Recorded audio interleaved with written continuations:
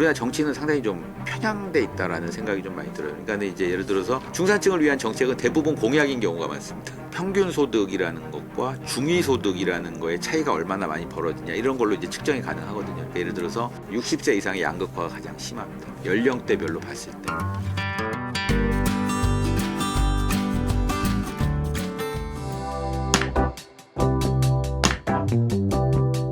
그러니까 이제 아까도 드렸듯이 첫 번째는 최소 소비, 필수 소비는 해야 된다. 첫 번째는. 그다음에 이제 두 번째는 과도한 욕망은 조금 자제할 필요가 있다. 예를 들어서 내가 최소 소비, 필수 소비는 할 수가 있는데 그거를 갖다가 넘어 한 10배, 5배 이렇게 넘어서는 그런 소비는 젊었을 때는 뭐 생각을 할 수가 있는데 왜냐하면 젊었을 땐 기회가 많잖아요. 근데 이제 은퇴를 하게 되면 그런 기회 자체가 굉장히 많이 줄어들거든요. 그렇기 때문에 필수 소비와 직접적으로 할 수 있는 소비는 유지하는 것이 제일 중요하고요. 두 번째는 그걸 굉장히 많이 넘어서는 소비에 대한 욕망은 줄이는 것이 현실적으로 맞다. 그리고 욕망이라 그래서 꼭 경제적인 욕망만 있는 거 아니지 않습니까? 그러니까 이제 경제적인 욕망은 좀 줄이더라도 자기의 어떤 나름대로 다른 식의 욕망은 또 실현하는 그런 식의 어떤 삶을 살면 중산층도 은퇴 후에 뭐 어느 정도 생활을 유지할 수 있지 않을까 생각을 합니다.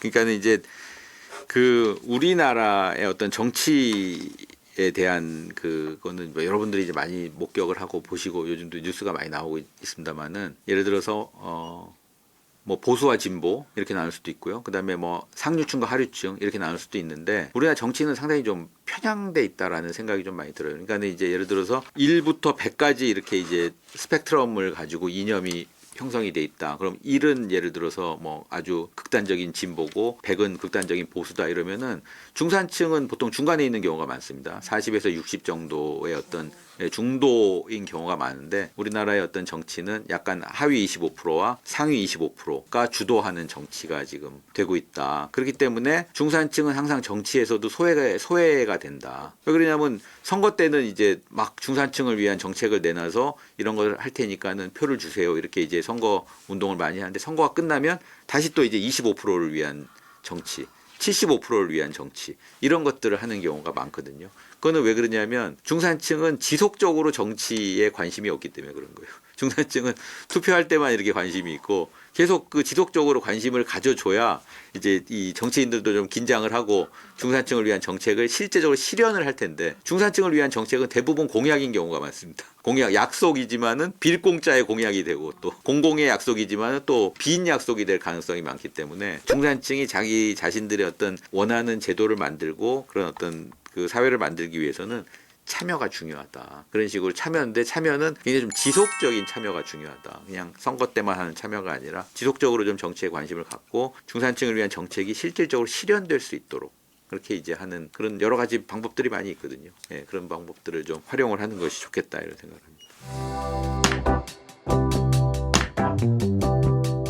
현명한 소비의 사례는 이 지금 은퇴 후에 이렇게 보면은요 소득이 격차가 얼마나 많이 벌어지느냐라는 거를 보면은 평균 소득이라는 것과 중위 소득이라는 거의 차이가 얼마나 많이 벌어지냐 이런 걸로 이제 측정이 가능하거든요. 그러니까 예를 들어서 소득별로 편차가 크다 그러면 평균 소득이 중위 소득보다 높은 경우가 많습니다. 소득이 이제 균등하게 배분이 돼 있다 그러면 중위 소득이 평균 소득보다 높은 경우가 많고 그래서 이제 그런 걸로 이제 그 측정을 하는데 소득별 양극화 그러니까 예를 들어서 50대가 어느 정도 소득이 편중돼 있느냐 60대가 어느 정도 소득이 편중돼 있냐 이런 지표를 보면 60세 이상이 가장 많이 편중이 돼 있습니다. 60세 이상의 양극화가 가장 심합니다. 연령대별로 봤을 때. 그렇기 때문에 뭐 예를 들어서 나이를 먹고 은퇴를 하게 됐을 때 주변에서 이제 그런 어떤 상대적인 박탈감이 커지는 요인이기도 합니다. 그런 것들이 그렇게 하다 보니까 그게 이제 양극화가 객관적으로 심하게 벌어지기 때문에 이제 그런 일들이 벌어지는데 아까도 말씀드렸듯이 자기가 어떤 요구하는 어떤 필수 소비와 직접적인 소비가 충족이 된다 그러면 비교 같은 거는 별로 좋은 것 같지 않고요. 남을 또 이렇게 특별히 뭐 부러워하거나 이럴 필요는 없지 않나. 뭐 그런 식의 어떤 자기 어떤 삶의 자세 뭐 그런 걸 갖는 것이 중요하다 이렇게 생각합니다.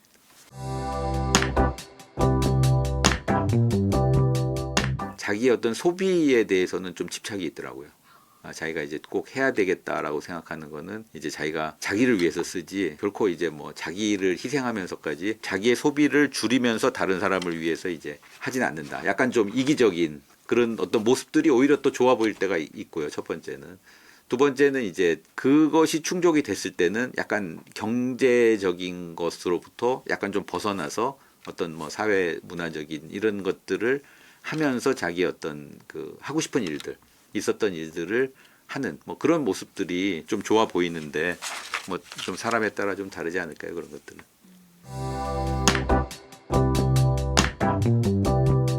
그러니까 저는 이제 그 하나의 원칙이라고 하기보다는 문구를 하나 말씀드리고 싶은데 중산층은 어떤 삶의 결과가 아니라 삶의 과정이다 이렇게 말씀을 드리고 싶습니다. 그러니까는 우리 사회를 보면 중산층이 목표인 사람도 있고요. 그 다음에 목표에 실패해서 중산층이 된 사람도 있습니다. 그리고 또 뭐 중산층 자체가 목표이면서 그 목표를 실현하는 사람도 있고 여러 가지 사람들이 있는데 나중에 자기가 중산층이 됐다라고 하는 거는 이제 삶의 결과인데 중산층만의 어떤 삶의 스타일이 있다고 저는 생각을 하거든요. 그러니까는 이제 평소에도 너무 이렇게 중산층이라고 하는 그 분들은 예를 들어서 뭐 여러 가지 원칙들이 있는데 너무 과도한 욕망 이런 것들을 갖다가 이제 추구하지 않고요. 그 다음에 항상 생각할 때 경제적인 이유로 보면은 소득보다는 항상 소비를 중요하게 생각을 하고 그 다음에 어떤 투자의 원칙, 투자를 하는 과정에서도 중산층들에 맞는 투자를 하고 이런 식의 어떤 그 중산층들의 어떤 삶의 스타일 이런 것들을 갖다가 추구하다 보면 그 가운데서 이제 상류층도 될 수 있고 하류층도 될 수 있지만 별로 이렇게 후회는 없을 것 같은데 이게 중산층을 결과라고 생각하고 아니면 어떤 목표 자체를 너무 과도하게 잡아서 중산층이 됐다라는 것을 자기가 어떤 실패 내지 중산층이 됐다고 하는 것을 또 어떤 성공 이런 식으로 그걸 목표로 삼는 것보다는 그 과정 자체를 중산층의 어떤 삶의 과정을 따라가는 것이 중요하지 않나 이렇게 생각을 하는데 어떻게 생각하실지 모르겠네요. 그러니까 이제 우리나라는 그 여러 가지로 봤을 때 양극화가 심화되는 시기고요. 양극화가 심화될 수밖에 없는 여러 가지 상황들이 요인들이 있습니다. 그다음에 그 중에 이제 가장 대표적인 것이 뭐 대외적으로는 어떤 트럼프 효과, 관세와 그다음에 어떤 무역이 굉장히 좀 단절되면서 일어나는 어떤 쇼크들. 그다음에 요즘 또 환율이 많이 오르잖아요. 환율이 많이 오르면 또 이제 수출 기업들은 뭐 어느 정도 또 괜찮습니다. 수출 기업들은. 근데 내수 기업들은 굉장히 어렵거든요. 우리나라 경제가 어려워지면 이런 것들이 양극화를 나타내게 되고. 또 한 가지 화두는 AI입니다. AI가 이제 굉장히 이제 산업 현장에 이제 많이 투입이 되게 되면 AI가 근로자가 하는 일을 대체하게 되고 그렇기 때문에 이제 여러 가지 실업 문제라든가 이런 것들이 벌어지면 결과적으로 근로자들이 AI를 활용해서 생산성이 높아지는 소수의 근로자와 AI에 의해서 대체되는 AI에 대해서 일자리를 잇는 많은 근로자로 나눠지게 되거든요. 이런 것도 이제 양극화를 심화시키는 원인이고 그렇기 때문에 이런 모든 것들은 이제 중산층을 줄이는 효과가 되고 그러면 이제 우리나라 사회가 과거에는 마름모 사회라고 했었는데 이제 마름모 사회가 약간 호리병 같은 사회가 되는 것이 아니냐라고 하는 그런 걱정들이 많이 있습니다. 그래서 이런 부분들은 아까 중산층을 지향하는 사람들뿐만 아니라 그 정부라든가 정치권 이런 데서도 중산층을 복원하고 지키기 위한 여러 가지 제도나 어떤 정책들이 좀 필요하지 않을까 이런 생각이 들고 또 한 가지는 이제 대외적으로는 경제 안보 문제가 좀 굉장히 심각합니다. 최근에 어떤 뭐 베네수엘라 사태라든가 이런 거 보면 이제 미국이 어떤 국제사회의 어떤 어른 국제 질서를 갖다 지키는 그 국가로서의 역할을 스스로 포기하면서 이제 많은 나라들이 이제 불안해하는 이런 상황이 되고 있기 때문에 이런 부분에서 우리나라는 이제 경제 문제도 있지만 안보 문제도 우리나라 사람들한테 심리적으로 위축시키는 영향을 줄 수 있을 것 같아서 이런 부분들은 좀 걱정을 해야 되는 그런 상황이 아닌가 이렇게 생각합니다.